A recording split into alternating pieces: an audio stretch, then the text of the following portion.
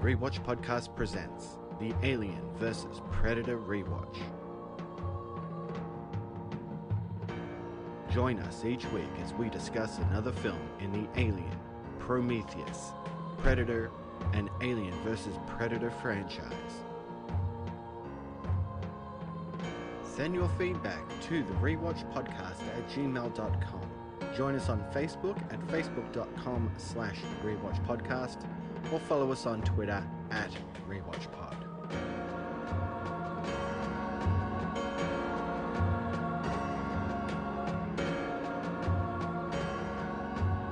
Today we're discussing Alien Covenant, starring Michael Fassbender, Catherine Waterston, Billy Crudup, Danny McBride, Damien Bashir, and Carmen Ejogo, with Guy Pearce, and very small appearance by James Franco, directed by Ridley Scott.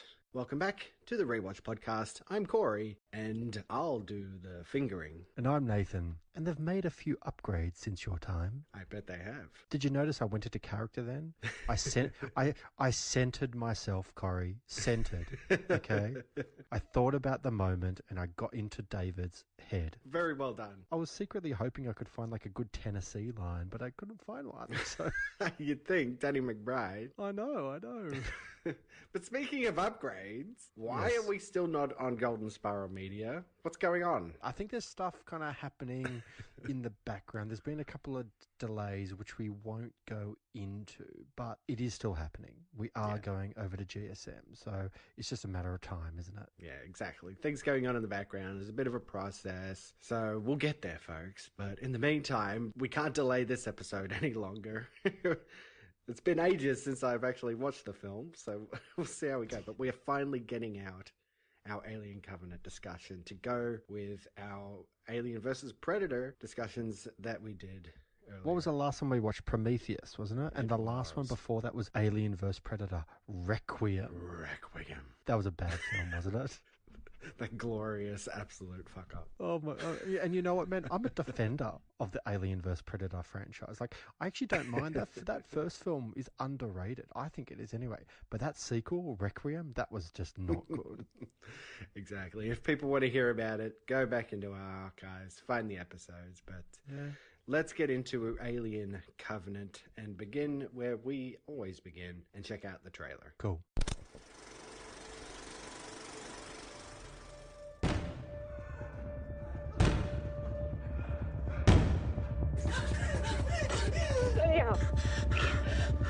Gareth, please, open up! I can't do that without infection.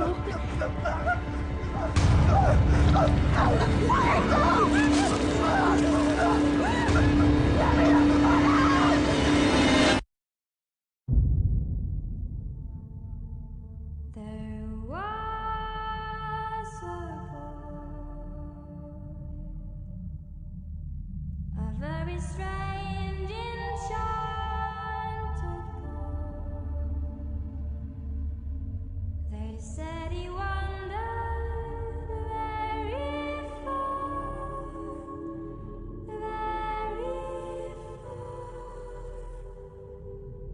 over land and sea.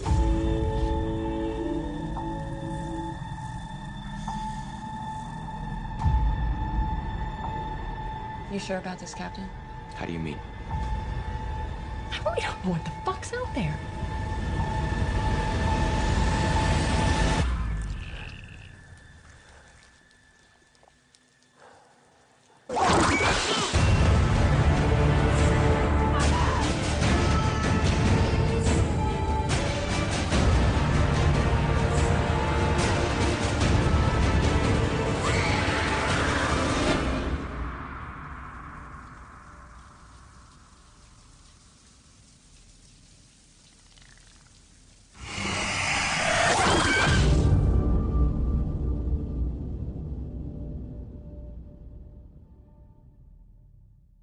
welcome back. Now, the movie was released on May 19. It actually had its premiere on May 4th, 2017 in Leicester Square in the UK, but it went wide on May 19th in the United States and worldwide. It's actually nice to see, Corey. More commonly, we're getting wide releases all around the world for these blockbusters. Like, there used to be a trend like forever ago where you'd have like a staggered release, but generally speaking, that practice is kind of being zoned out more and more, which is actually quite nice to see. I suppose you can't really blame them, can you, in the advent of streaming services and, you know, so much choice on TV and whatnot, and media trying to grab our attention. They have to roll these things out worldwide, don't they? Oh, absolutely. We can kind of see that from our perspective being here in Australia. So, yeah, it's happening a lot more. Film and TV, especially TV. I mean, that's a big seller here in Australia. Same day as the US. You're getting it. Game of Thrones, Walking Dead, you know. So, yeah, in this day and age of how easy it is to pirate something, and I am a very staunch advocate against pirating, but it's very easy to do. So, yeah, I think, yeah, they're starting to catch on. Like, just give it to everybody at the same time. You know, without kind of getting too deep into the whole piracy discussion, because let's be truthful, it's a big discussion. I actually truly believe it is kind of going away. I mean, obviously there are still people out there that do it a lot and whatnot, and you're right, we're staunchly against this practice, but there doesn't appear to be, I don't hear quite as many noises about people downloading as often as they kind of used to. I mean, I really think the studios and Netflix and Stan I should say Stan is a streaming service in Australia, not in the US. All these kind of things, they really do try to kind of give you same day kind of delivery. Like, do you remember like back in the day with TV shows trying to watch like Lost and stuff? It was just impossible. It would never be like the same day. It would always be like, you know, either days later or sometimes weeks later. Yeah. Like, it was just impossible to kind of keep up. But it's really refreshing where stuff like Game of Thrones is kind of happening same day, and Westworld is same day as well, and all that kind of stuff. You know, it's actually good. Yeah, exactly. So here we are. Alien Covenant is out. We're back to Alien. That's great. It's no longer, you know, Prometheus, or as this film is going to be called, Paradise Lost. Alien, right at the forefront. This had a budget of $97 million, and it did okay at the box office, and I think it's been out for about 3 weeks now, and it's actually made $175 million worldwide. It's done $106 million and $68 million domestic in the US as of June 6th. It's probably underperformed. Like, I'm not convinced we're going to get a spate of like more Alien films based on these box office figures, and if they do make more, Corey, I think they're going to considerably have to rethink their strategy and maybe reduce the overall budget, because they can't keep making $100 million epics and only making 175 back. I mean, that doesn't include marketing costs and various kind of other costs. So they might have made money, but if they did, certainly not much. And honestly, it doesn't surprise me that this film is slightly underperforming. I think Prometheus may have scared off a few people. So really, the people who are coming to see this are the hardcore fans. The people who want to see the Alien film and still feel like it's a franchise worth returning to, you know? Whereas I think everybody else is just like we're steering away from the Alien now, so, you know, maybe you just scared away those, you know, everyday viewers. I think they're overstating the brand of Alien, because let's be truthful, they're riding off the back of two all-time classics. I mean, we spoke about Alien and Aliens originally, and those two films are considered bona fide cinema classics. They're wonderful. Like, 2 is probably more of an action film, where 1 is a suspense horror film, essentially. And they're just amazing movies. 3 and 4 are okay. The Alien vs. Predator series are okay. Everything else has been okay. You know what I mean? But they certainly haven't kind of lived up to the benchmark of those first 2 films. So let's think about it for a second. The first 2 films are probably, you know, appealing to men between, you know, 20 and 35 back in 1979. So those 35-year-olds that were, you know, in the 80s are probably pushing 50, 60 by now. Like, I can't imagine a 25-year-old person who's never really heard of Alien or grew up with those originals having much connection to this franchise in the same way that a 60-year-old might who grew up on these films back in the day. So it's kind of hard to appeal. Do you see where I'm going? Yeah, I see exactly where you're going. And if you even look at the director, Ridley Scott, He's our original director. He has come back after Prometheus, which in itself did not perform very well. And here's a man who's in, the later stage of life. I hate to say it, the man's a wonderful director, but he's facing mortality in a way. And I think that's exactly what this film is about. This is meeting your maker, finding out the truth and everything. And I think this is the story he wants to tell. And he knows very well that he can tell this story under the guise of making an alien film. Like, I'm back, I'm going to make it alien. And, the first time Prometheus didn't do so well. All right, well, this time we'll slap alien in the title, and this one's definitely going to be an alien film. But you're not going to get that until the end, because I'm still going to tell my origin story and theological discussion and all that. Do you feel like the creation of these films sully the way those first two films are kind of perceived and looked at? Because as much as I kind of enjoyed, and I'm going to give my verdict away now, I kind of enjoyed Covenant, but it was probably more of a guilty pleasure than it was like a genuinely good film. It kind of borders on, is this origin story as satisfying as something that I kind of thought in my head? Or is the original series, or at least the original two films, losing something by delving this deep into the origins of the xenomorph? I am one to say, no to stuff like that. When people say, it's raping my childhood. I hate that term. Those films are still as good as they were yesterday when this film didn't exist. It's just that we're just getting these origin stories, and is this as satisfying as what I thought, or even that the mystery behind it that existed before this film? Is Star Wars A New Hope any worse a film because of the existence of the prequels? And the answer is a big fat no. Star Wars A New Hope is still a classic and an amazing film. You know what I mean? Just because Revenge of the Sith came before it and Attack of the Clones, Attack of the Clones, sorry. Freudian slip. I know. And The Phantom Menace, which, I realise have the haters. I'm probably bordering on the defenders of the prequel trilogy more so than the haters, but that's a whole nother discussion. But just because they exist doesn't mean A New Hope is any worse, is it? That's exactly what I'm going with. So, here we are, where this is what we're being faced with, Alien Covenant. So, a bit more about the film. Close to you and I again for the filming. This was filmed here in Sydney, Australia at Fox Studios with returning director Ridley Scott and, of course, Michael Fassbender, who, incidentally, I got to meet while he was in the country. Thank you very much.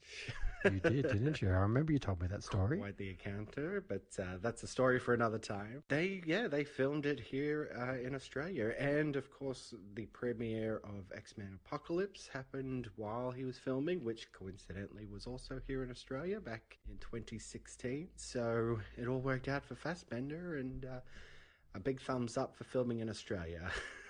That's right. Now, the original treatment for this movie, which was revealed by Ridley Scott in 2012, when the film was actually still in development, was to be a more faithful sequel to Prometheus. Now, it actually would have drifted even further from the alien mythology and focused almost exclusively on the backstory of the engineers, the origins of humanity, and how the engineers created humans and xenomorphs. The prequel would then conclude with a film that ties itself into the original Alien movies. Now, Ridley Scott actually pursued this idea because he actually felt that the Alien franchise had actually lost its touch and was actually overdone and overexposed, and as such wanted to try a different approach. However, due to divided fan reaction, it actually, in fact, I'd go as far as to say it wasn't just divided, Corey. It was I'd probably say 10% of people liked Prometheus and 90% of people really didn't like Prometheus. I know, there's really no middle ground, was there? It was either didn't like it or really liked it. Yeah.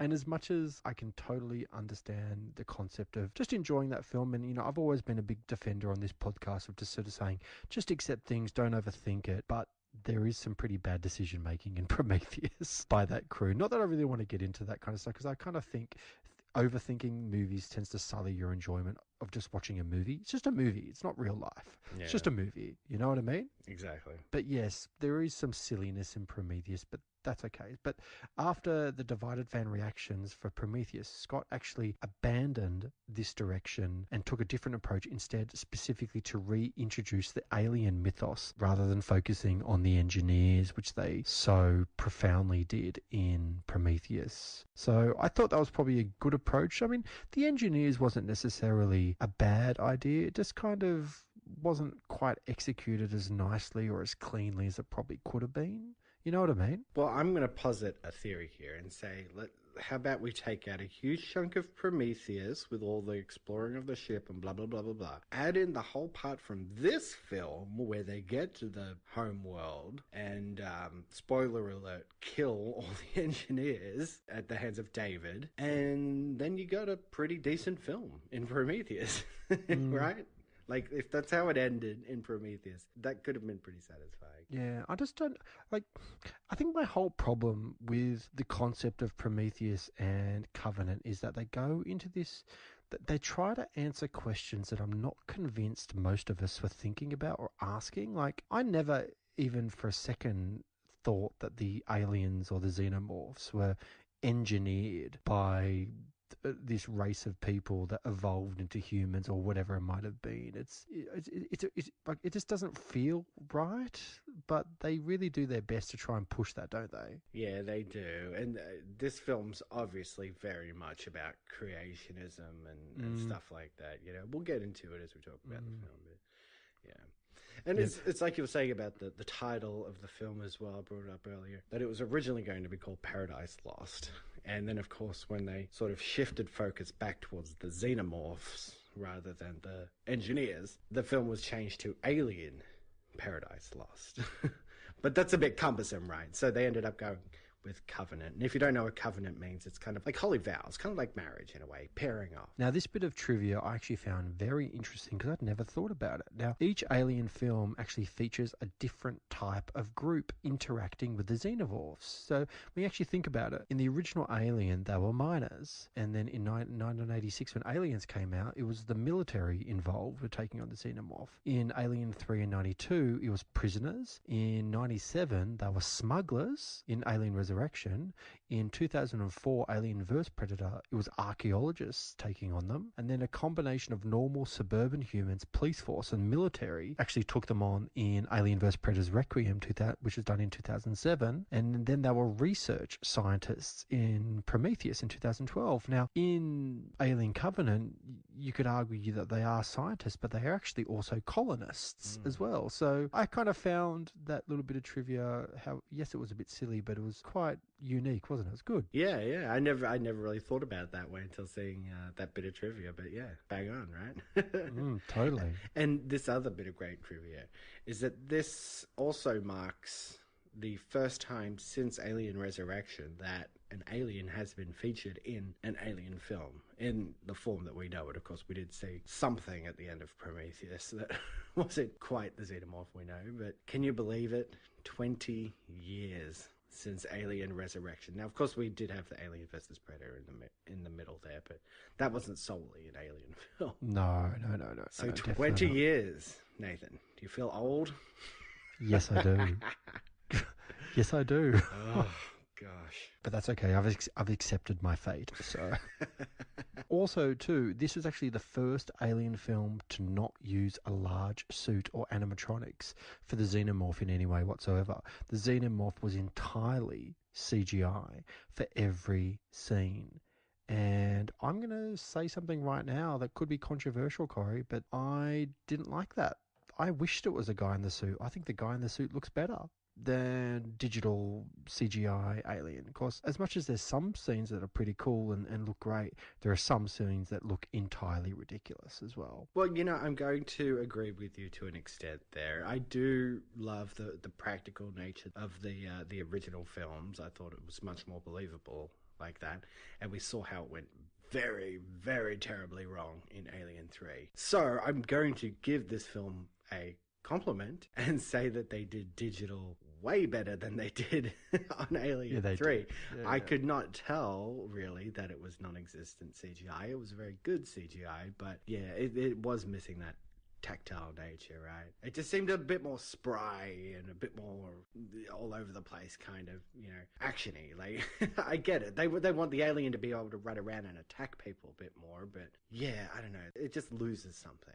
Right. Oh, it totally loses something. And it really comes down to the phrase of just because you can doesn't mean you should. If you can put a guy in a suit and achieve the same level of tension and suspense and scares, and the film is 50 times better, like whether Ridley Scott likes it or not, half the reason why the first Alien works so well is because you never bloody see it. And when you do see it only momentarily, and it scares the shit out of you because it's like this terrible beast that can kind of devour things and it can really fuck other people up. And in this film, I've always argued that full-blown Alien looks a bit silly. Like, it really, like, from a viewer's perspective, you watch it and it just looks a bit silly. It doesn't feel very scary. We've seen it all before. I've always argued with man in a suit hiding in the shadows is way scarier than $100 million, running around everywhere kind of alien. Now, that's not to say it looked bad. It didn't look bad, and this film was effective and it was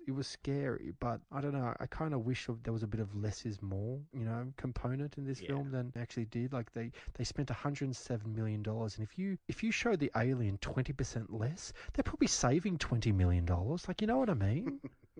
Yeah, no, I agree, and obviously the decision to go CGI meant that the alien could do a lot more, but that was just it. It seemed to be like more spider-like, it was running all over the place, and there's a big action set piece at the end where it's running all over the hull of the ship and everything, and, I get that. They want to be able to do that, and it's difficult to do that practically, but, yeah, I guess it is what it is. Yeah, it is.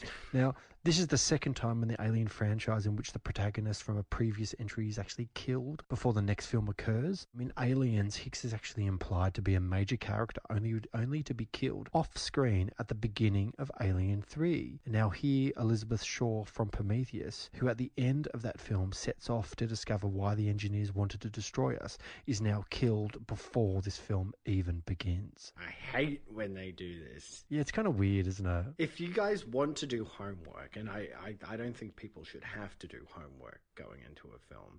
No. But there are 2 prologue videos. You'll find them on YouTube. And there's one of them which is a bit there. But the one I really enjoyed is called The Last Supper. Yeah, I like that one too. Yeah, I didn't see the other one. That was the one with Elizabeth Shaw, wasn't it? Yeah, that one did have Elizabeth Shaw in it. And I'm still thinking that should have been in the movie. But The Last Supper should have also been in the movie as well. I don't know why they weren't, They could have just been pre-released scenes and that would have been it. And then it should have been part of the movie.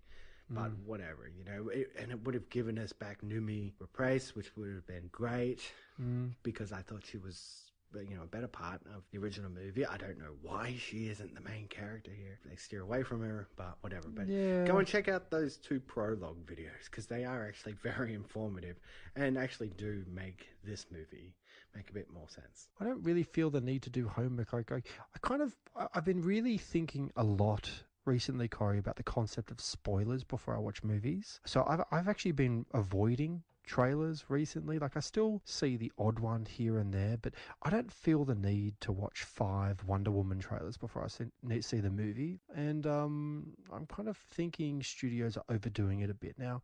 I'm well aware of the fact that they need to make money, and it's like a marketing tool. They've got to recoup their marketing costs, but they're really losing just a little bit of the magic with the amount of information they're kind of giving you these days prior to the release of a film. Like, whatever happened to just watching a movie and just letting it wash over you and discover things as you're watching it? Like, I kind of wish those days were back a little bit. I think you find that with most things. If people out there don't know, I actually do sometimes co-host on a Doctor Who podcast, The Pod Doctors. And a big thing with Doctor Who is that, who's going to play the next Doctor? And when Peter Capaldi, the most recent Doctor, came on, they told us a good year and a bit beforehand that he was coming on to play the Doctor. We are now halfway through his last season, and the BBC still hasn't said anything about who they're casting as the new Doctor. No. I think they learned their lesson. And that's just it, I think it's difficult for studios to keep things close to the vest, but it's not impossible. But what's your theory on, like, do you watch trailers like ad nauseum, or do you try to avoid things? I tend to check out a trailer, but I don't, pick it apart or anything like that. I kind of watch it, I gauge my response to whether or not I want to see the film, and that's about it. Like, did you pore over Star Wars The Force Awakens trailer and wonder why R2-D2 was talking to that person and pull it apart?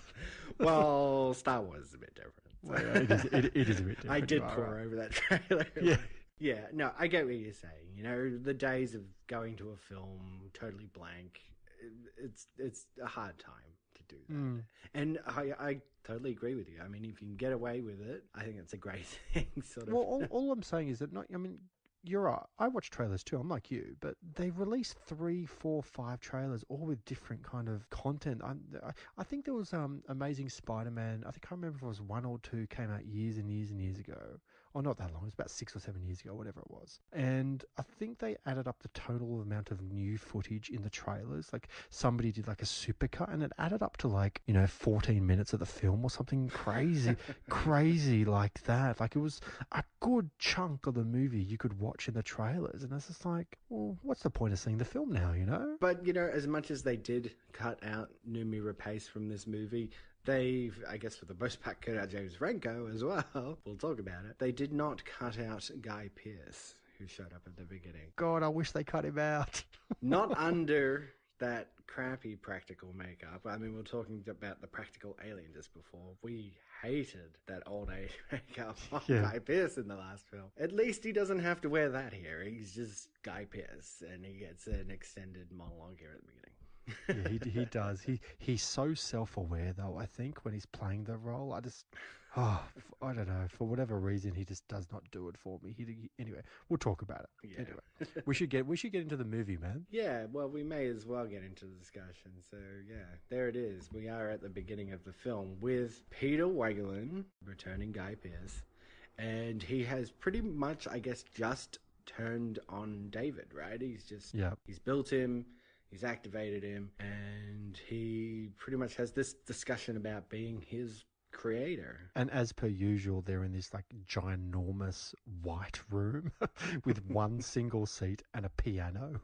Yes, not just a seat. He does make sure to point out that is classified as a throne. Yeah, I know. And for some reason, Peter Whalen has the original statue of David right there, so I don't know what's happening in the future, but Whalen seems to have amassed a very nice collection of art, and that's where David takes his name, right? We assumed it was from Lawrence of Arabia, right? The actual names of David and Walter were named after the 2 producers of the film. A lot of people were upset about Walter, though, because of, I think we discussed in the last one about it being A, B, C, D, right? Ash, Bishop, Cole, David, and then the next one should have been E, but instead it goes with W, Walter. Yeah, but you could argue that W is the 4th last letter of the alphabet. I think I read that trivia today as well.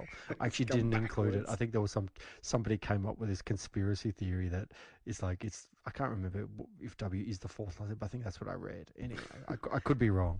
But it's a strange sequence, right? This back and forth between Peter Whalen and David, because in Prometheus, when he appears in hologram form, Peter Whalen says this is David, my son, he talks about him like a son and everything. But here at the beginning, it's like, I am man, and I created you, and you will never create anything because you are not a man, David. Now play the piano and bring me my tea, It's like the origin of David's disdain for mankind. Well, I think they are kind of, this is a pretty David-heavy film, and we'll get into it as we kind of keep talking, but he's in this film a lot, and his disdain for human beings is very prevalent. I don't think he hates humans. He's just had a really bad go of it. His programming is off, or something's kind of not right with the way he lives his kind of life. He sabotages a little bit. And he does also, of course, bring up the idea of, if you made me, then who made you?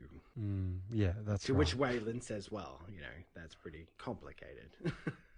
So we go from the creation of David with Peter Whalen, and then we meet our new ship. We're in the year 2104, and the colonization ship Covenant is actually bound for a remote planet, which is called Origay 6. There's 2,000 colonists and 1,000 embryos on board. So, the ship is actually monitored by another synthetic whose name is Walter, who looks exactly like David, but talks a little bit differently, has a very thick American kind of accent, as opposed to David, who is like super British, isn't he? Big time. What did you think of the American accent for Fassbender? I found it distracting. Me too. But I accepted it after a while. I felt like it was, just the fact that you have Walter and David exist in this world, they're fairly crucial to the narrative of this film, so they had to differentiate them somehow. But I don't know, man. I would have been fine if they just spoke the same and just had a different haircut or something stupid like that. You know what I mean? I know. One had a mustache. Yeah, or just something. Just give them a different haircut. Like, it's not that big a deal. I know. Like, when we see David later, just to jump ahead a bit, he's got long hair. He's like, and then he immediately cuts it off. And you're like, why? I get it, because they want to switch it out later, but blah, blah, blah, blah, blah. You're right, It's easy enough to make them look different. What's it matter if they speak the same? So we meet our new crew as well. So we've actually got quite a few new ones. So we've got obviously Michael Fassbender, who's Walter, who also plays David. We've got Catherine Waterson, who plays Daniels Branson, who is actually a terraforming expert, and she's actually the wife of the ship's captain, Jacob Branson. We've also got Billy Crudup on board, who plays Christopher Oram, who's actually the first mate of the Covenant. And Oram, they point out fairly promptly that Oram is a serious man of faith. Of course. Who actually believes their role on the Covenant is actually an act of destiny and actually shares a contentious relationship with Catherine Waterson's character, Daniels. The main thing that we get here in introducing all these people is that they are husbands and wives. Yeah. Or and there's like one gay couple in there, which gay couples on a mission to procreate on another planet doesn't really make sense, but doesn't really make any sense, but that's okay. But inclusion, yeah, we're all for equality, so it's all good. Anyway, so everyone's like husband and wife. It's very Noah's Ark, paired off 2 by 2. I can't lie, I did enjoy the crew dynamic in this film. I thought Scott, like, as much as there are issues here and there, I think Scott's direction throughout this film is really strong and really confident, and he creates a good rapport amongst the crew, and you like them. You immediately like Danny McBride's character and Catherine Waterson's character. Billy Crudup is probably the weakest of the bunch, in my opinion, but that's not necessarily his fault as an actor. I'm just talking about his character, like the fact that he's like a man of faith, and he kind of gets thrown in this like situation that he didn't quite expect, does he? Yeah, exactly. And that's why I really enjoyed the Last Supper prologue video, because it really set up not only who James Franco was, like he's actually in that thing. He's in that video playing his character, which is great, interacting with the crew and everything. But they set up that like he's the captain and people get that, but everybody else really hates that Oram is like the super religious guy. And they kind of wish like he wouldn't mention religious stuff, right? Especially Teddy McBride's character, Tennessee. Billy Crudup's looking out into space and saying like, oh, the majesty of it all and everything. And Tennessee's like, I think it's creepy out there. Like, it's all just blackness and stuff. You at least get to meet these people. And I guess you do get pretty quickly that people don't respect Oram, really. They are very much upset that their captain has gone because he was the man that they respected, And it also makes you feel for the Daniels character because he was her husband, one thing, and then she also gets a bit of a backstory about wanting to build a cabin on the lake and everything.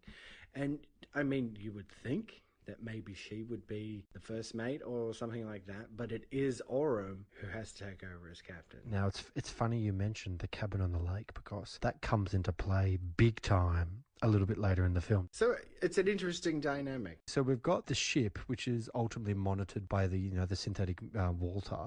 Now the ship actually detects like a neutrino burst, which is actually very shortly afterwards damaged by the closely following like shockwaves from the same source, which it turns out to be a new star igniting. Now the shockwave actually impacts and kills some of the colonists on board, and Walter orders the ship's computer to wake the crew from stasis. But through this process, the ship's captain, who we discover is James Franco, which is Jacob Branson, dies when his stasis pod malfunctions. Now, while repairing the ship, the crew actually pick up a radio transmission from a nearby unknown planet. And that's when all of the trouble kind of begins, because regardless of this incident that involved the captain dying in stasis, their sole intention is to get to their destination, which is Origai 6, isn't it? That's what everyone kind of keeps saying. But when they pick up this radio transmission from the unknown planet, that's when the big trouble begins, because I think it's Daniel's, actually, Waterson's character, who then has a confrontation with Oram, because Oram gets put in charge. And he makes the decision to go and investigate this nearby planet, because it was only going to be like, I can't remember exactly what it was. 7 years, and nobody wanted to get back into the pods after what happened to the captain, right? That's exactly right. So they made the rash decision to go and investigate this possible homeworld, and that's where we kind of end up, isn't it? Yeah, it's a great sequence, I have to say. I think Ridley Scott does this sort of stuff really well. Seeing the ship and how it works, putting out those sails to recharge and take in it's all stuff. great. And when that shock comes through, that's the reason they can't go anywhere. The ship's being damaged, but the sails come loose as well. So the fact that Tennessee has to go out and fix it, and in doing so, he encounters this transmission. I thought it was just a wonderful setup to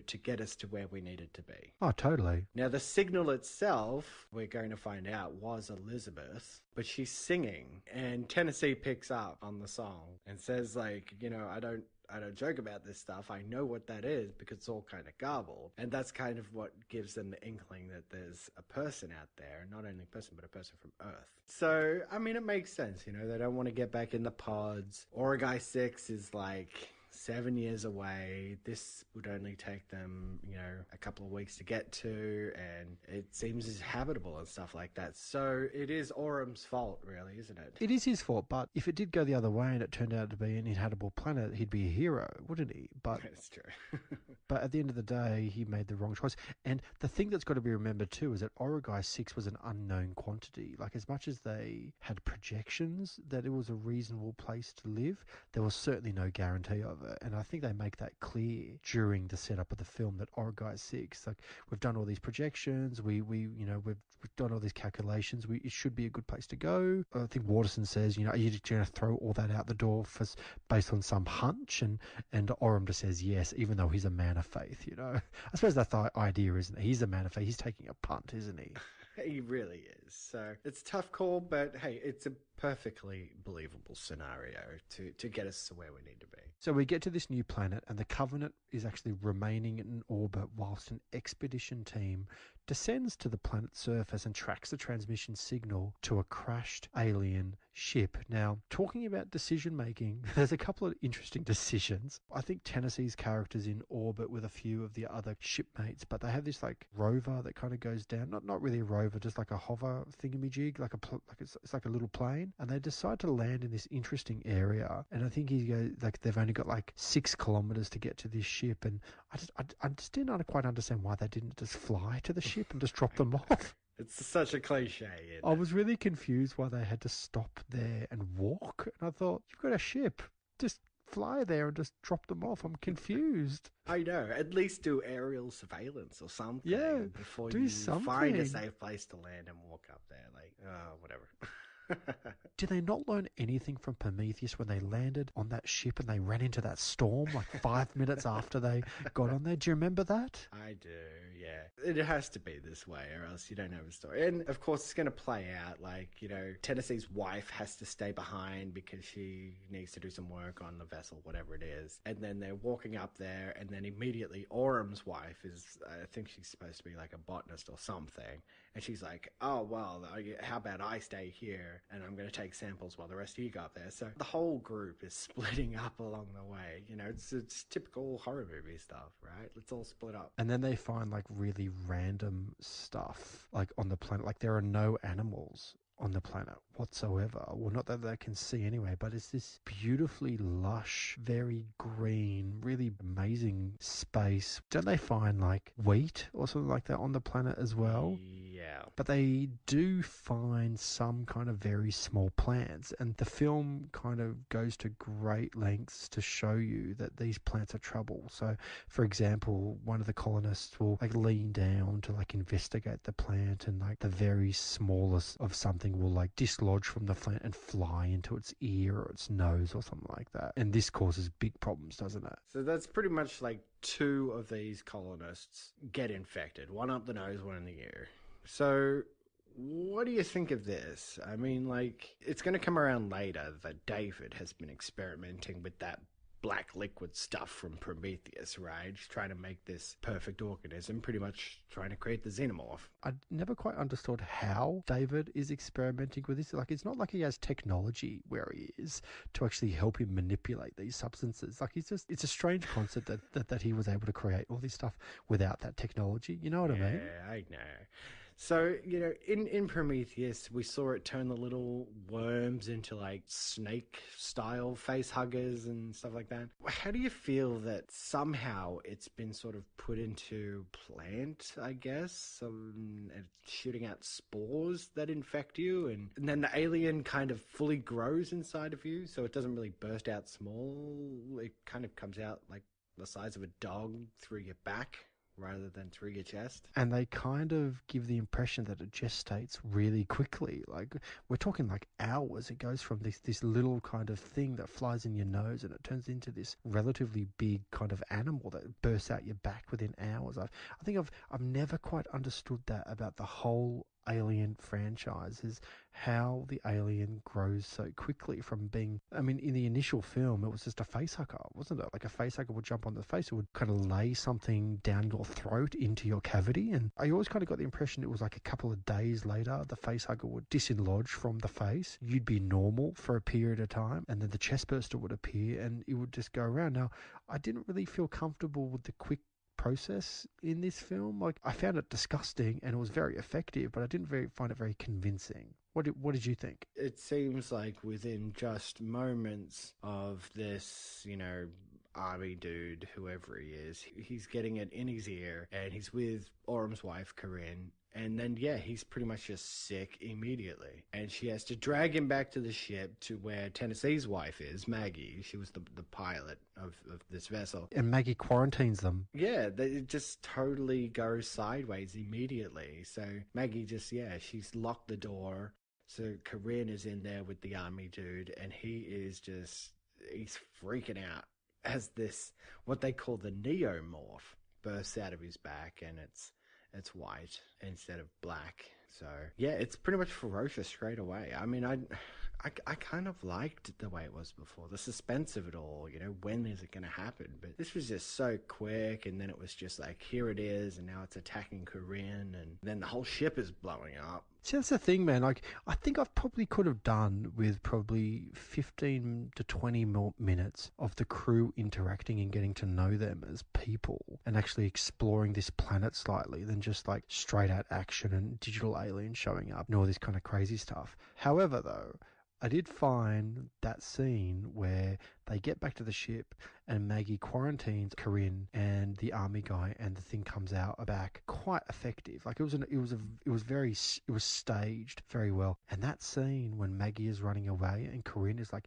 banging on the door saying, "Let me out now," and she just refuses to. Yeah, it was a tough scene to watch, wasn't it? Yeah. It's not to say it wasn't a well shot scene or anything like that. It kind of reminded me a bit of like a John Carpenter or something, like The Thing or something like that. The way the guy sort of slumped down after he was through his back. But yeah, you know, I'm not sure I'm liking this creature and the way that it infected the guy. You know, it wasn't as impactful as, you know, the original Alien you know? Sure, it's cool to mix it up a bit, try something different, but I don't know. I'm just not finding it plausible, I guess. I also kind of think too, like, there was nothing wrong with the way they did it 30 years ago, so why change it? I just don't understand. Like, the concept of the facehugger laying an egg down someone's throat was disgusting, Corey. And it's just like, it was so effective though, wasn't it? Like, it was horrific. You didn't need to see something bursting out of someone's back for it to be more horrific. Just do what they did 30 years ago. It's still going to work as a narrative kind of theme, you know what I mean? But here it is, you know, this other guy, he's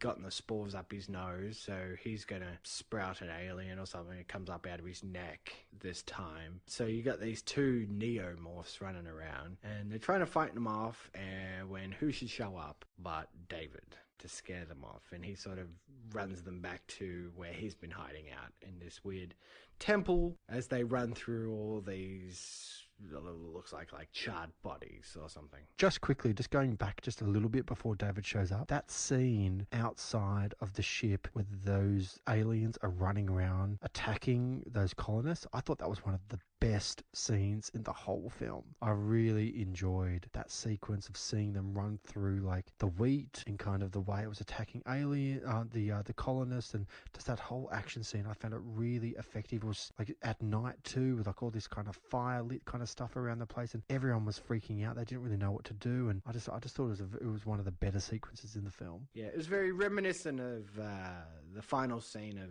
Skyfall. You know, James Bond, where the house was on fire and they have the big showdown, and very similarly lit. And I think they do take out one of the aliens at that point, right? I think they do. You're right, actually. They do. There was only one other one running around. So you're right. The crew manages to kill one of the aliens before David, who actually survived the Prometheus mission, and leads them to a city full of humanoid engineer corpses who we met in the previous film of Prometheus. Now, David actually tells the crew that upon his and Dr. Elizabeth Shaw's arrival at the planet, that their engineer ship accidentally released black liquid which killed the native population, and that Shaw died when the ship crashed in the ensuing chaos. And they actually do try and show how this kind of occurred, and like it was genocide, wasn't it? Like it was millions of these engineers, people wiped out in an instant due to this one ship kind of showing up and releasing this weapon. Now, like as much as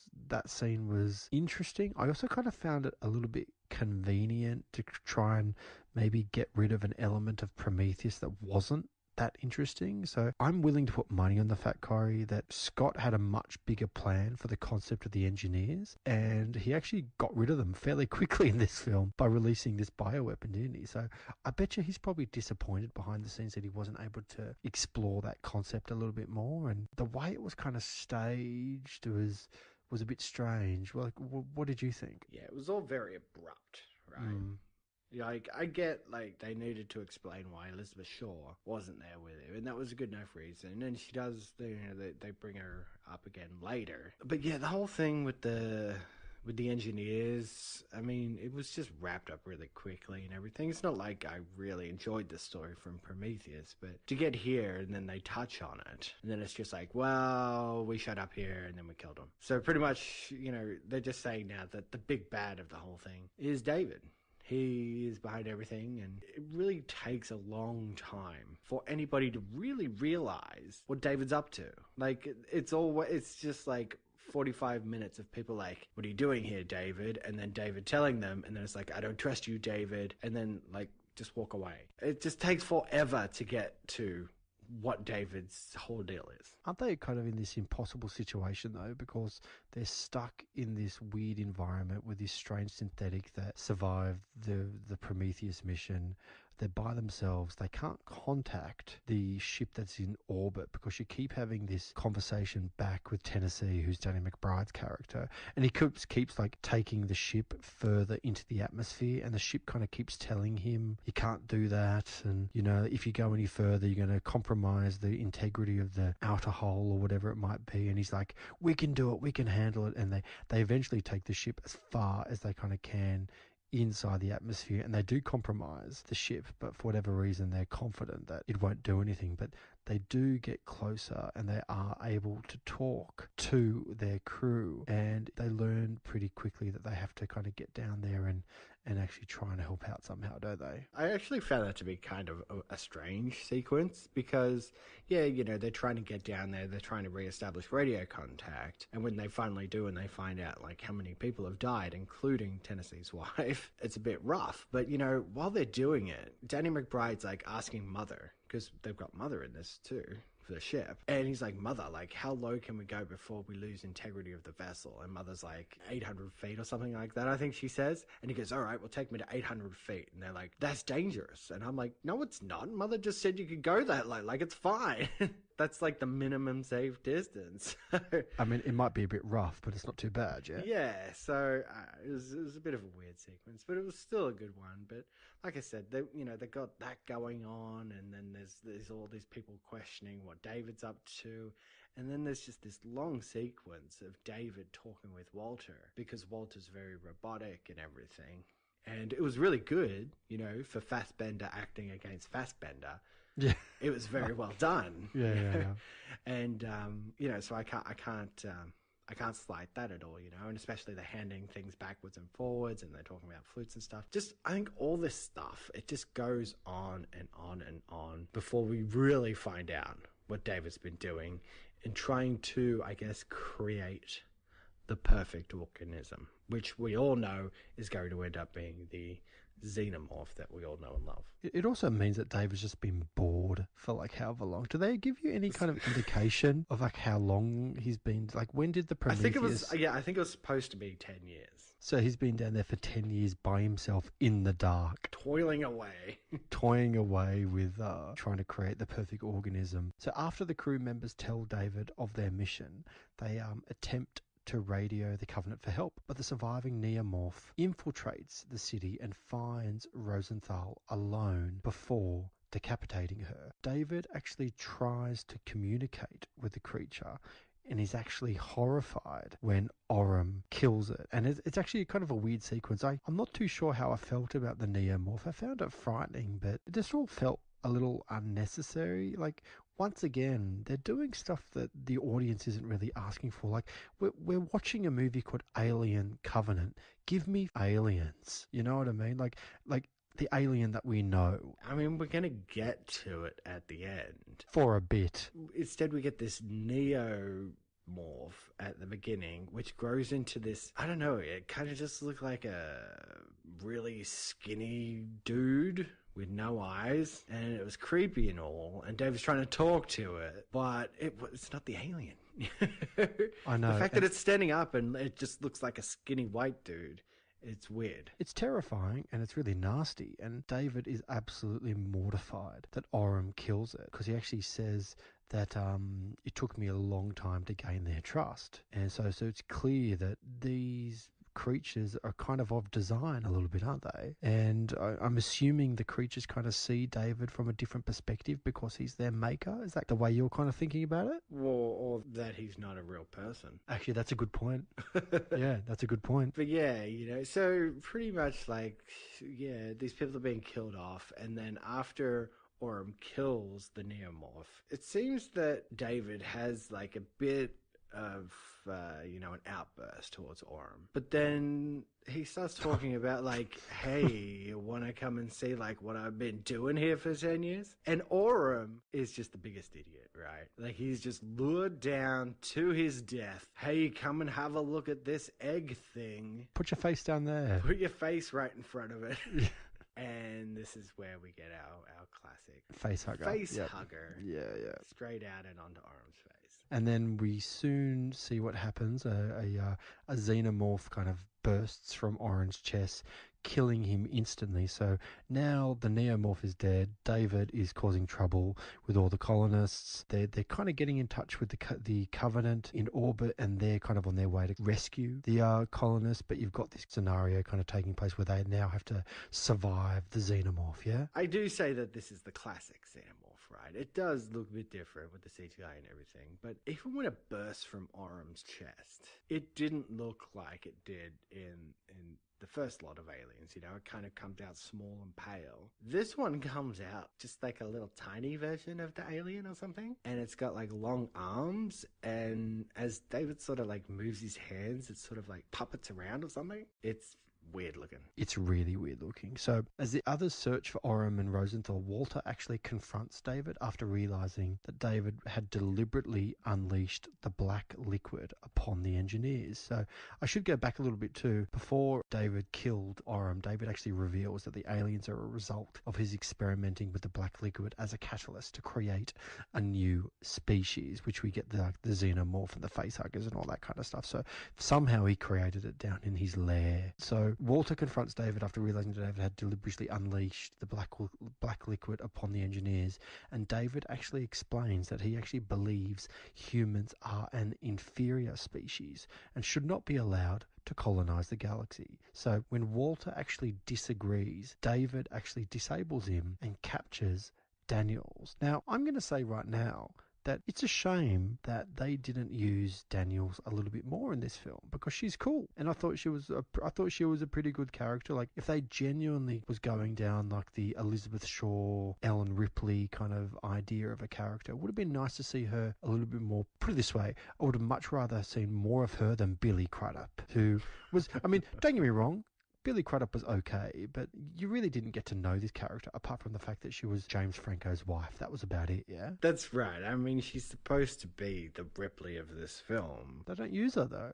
Yeah, exactly. Not until the very end when she's it's true. fighting against the xenomorph, I guess, and it's coming at her, and we have this whole extended sequence as they try to take out the xenomorph using like a claw arm or something. Yeah. It's a good fight. It's a pretty good fight. Yeah, no, to be fair, I kind of found the whole end sequence with the xenomorph attacking them, because doesn't the Tennessee kind of comes down and rescues them, doesn't he? Yeah, exactly. So they're kind of like on the roof of the ship while he's trying to stabilize with this alien running around. And it's pretty good, you know? And they bring out the acid blood as well as they sort of like crush it with this arm thing. It's pretty good. And then it kind of seemed after this that as just a second thought or a reason for calling it an alien movie, they try to go back to the original and have a second alien show up on the ship once they're back in space to kill everybody else except for Tennessee and Daniels. So what do you think of this, second alien attack action sequence aboard the ship? I kind of didn't mind it.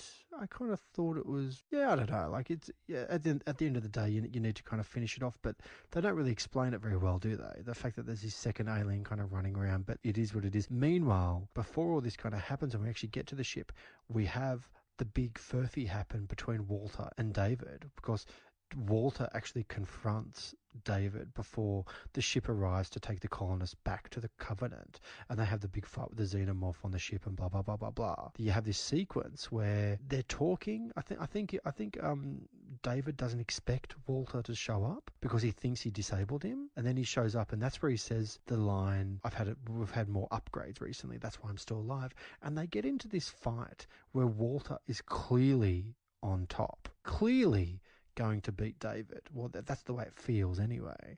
And they kind of get into this back and forth about, I think David's trying to like sweet talk Walter a little bit, saying stuff like, you don't have to do this, we could have it all. And out of nowhere, the film cuts away from that back to the xenomorph and Waterson's character fighting. And then out of nowhere, David shows up like a couple of minutes later.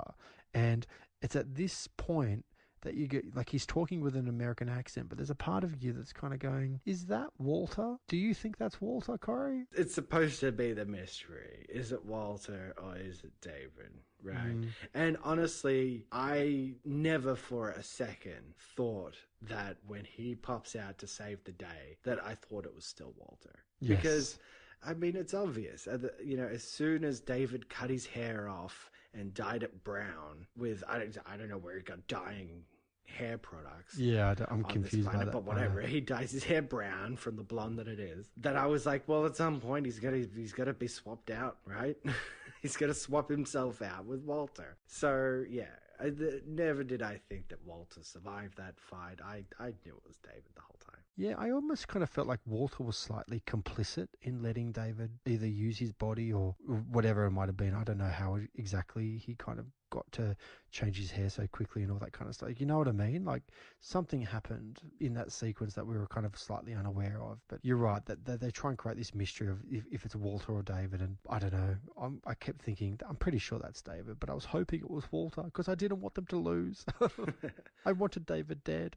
Because he was not a very nice person. Yeah, and they do everything they can to make you believe that it is still Walter, because there is this second attack on the ship and the aliens running around, and you would think, well, David wouldn't want to see this alien killed, but, you know, he helps them out at the end of the day. You know, and they have a really random scene of the couple in the shower getting killed. I forgot about that. Did we just cut to a cheap slasher movie for no reason all of a sudden? To see these, like, sexy time in the shower kill? Like, what the hell? So you have this xenomorph on the ship. So with Walter's help, or supposedly Walter's help, Tennessee and Daniels actually corner the creature in the Covenant's airlock and actually flush it into space. And I've got to say, I quite like that sequence. I thought that was pretty cool when they were in that big loading dock and you had all those ginormous kind of terraforming machines and getting flushed out and, you know, all this kind of crazy stuff. And the alien is holding on for dear life, but it does kind of fly into space eventually. Yeah, I mean, pulling Daniels out with it as well. Now, I don't know what she grabbed onto on the outside, but she crawls back in. Yeah, I didn't quite understand that. Yeah, it's a bit strange. And that's it, right? For some, I don't know why Tennessee survived this whole thing, but he did. And Daniels survived, and yeah, the last moments, he's putting her back into stasis, and she brings up building the cabin by the lake. And Walter or David has no idea what she's talking about, does she? None. Exactly. So just before she goes to sleep, she's realized that it is indeed David, but is powerless to do anything about it. To which David spews up a couple of his face hugger embryos and puts them in the cold freeze with the rest, and knowing very well that he has 2,000 colonists on board that he can now experiment with, just as he did on Elizabeth Shore, I guess. And right at the end, he then uses Walter's name to actually record a log stating that all crew members except Daniels and Tennessee were actually killed by the neutrino blast at the beginning of the film. So he doesn't even record the fact that they visited this planet. They just stayed on track the whole time. And that's the film. That's Alien Covenant. So where do they go next after this, Corey? What do you think? Apparently 4. I've heard as many as 8 films total before we get back around to the beginning of Alien. So I don't know. I don't know what we do now. I'd be surprised if we saw another one. Certainly not at this budget. It'll be interesting to see where this franchise kind of goes next, which is a bit ironic because the quality of this film isn't so bad. Like, I know we've probably been critical here and there, but my personal feelings on if I'd recommend this film is I probably would recommend it if you're an Alien fan, simply because it's just a bit of fun. I think it is better than Prometheus. I just enjoyed the ride a little bit more. I enjoyed getting to know the characters, and as much as I kind of had my issues with digital alien versus man in a suit alien, I thought the ride was fun and it was tense and it was well directed, and I enjoyed the narrative. Like, I didn't pick it to pieces when I was watching it. I just watched it and enjoyed it. If I had to give it a rating, I'm probably hovering at around the 6.5 to 7 neomorphs out of 10. What about you? Yeah, you know, it is an interesting film. The thing is that the last film, Prometheus, did not sell itself as being an alien film. In fact, they kind of went out of their way to tell you that it wasn't an alien film, that it was just kind of set in the same universe. And then we got that little stinger at the end. This film, I mean, it puts it on Front Street. This is an alien film. We are getting back to Alien. And that's really not what this film is, except for maybe the last 20 minutes, half an hour. So, is that a recommendable film?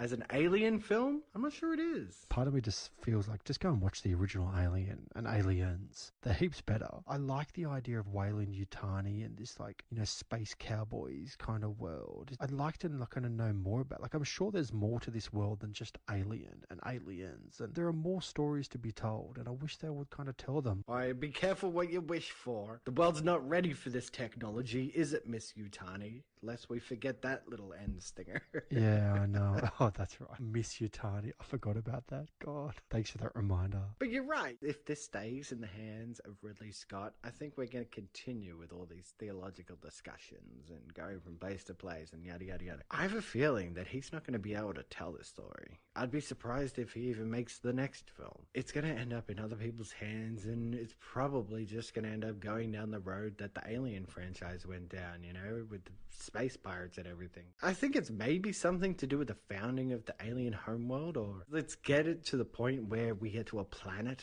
of the alien or something. I'm surprised that's not what this one was about, you know, that they infected all of the engineers and they all sprouted aliens, and this is now the alien homeworld. The alien has taken it over or something like that. Why wasn't that this story? That I would have loved. I guess at the end of the day, I'm just going to come down the middle on this one. I'm going to give this one 5 Tennessees out of 10.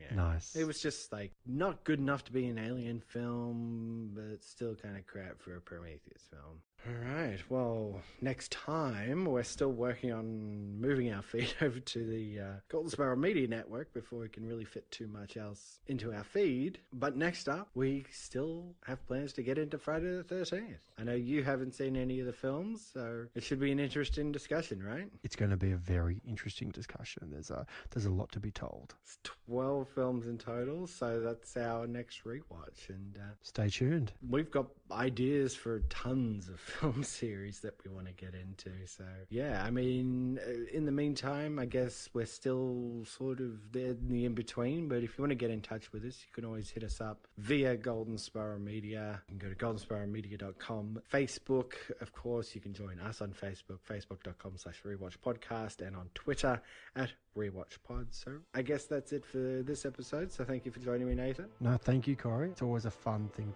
to talk about it. As much as the quality goes up and down, these are interesting films to discuss. So that just leaves me to say, until next time, I was not made to serve, and neither were you. You are such a disappointment to me. The Rewatch Podcast is not associated with the copyright holders of these films, and no copyright infringement is intended. The use of any and all copyrighted material is only for parody, news analysis, critique, or educational purposes as provided in Title 17, aka Fair Use. Music provided by Kevin McCloud at incompetech.com.